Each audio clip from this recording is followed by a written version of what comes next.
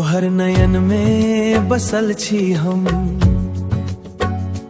तोहर सपना में हरदम रही जाए।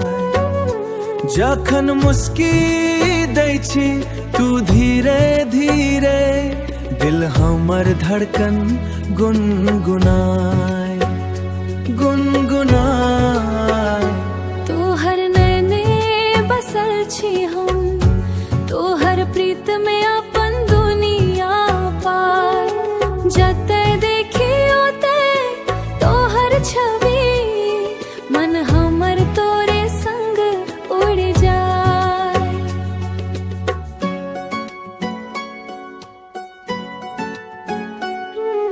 सांझक बेला चान उगैत, तोहर यादी संग संग आबैत।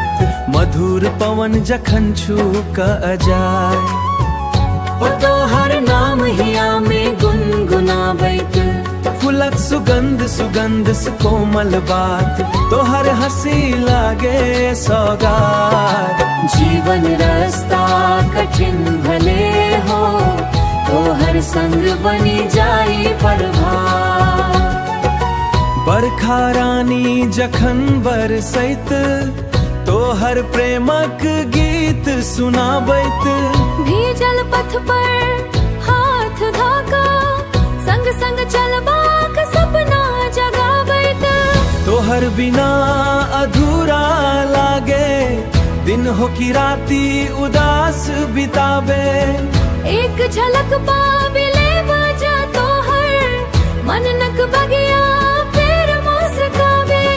ई रिश्ता चान सूरज सन सदैव रहत उजियार। जन्म जन्म धरि चाहब तोरा, ई अछि दिलक पुकार।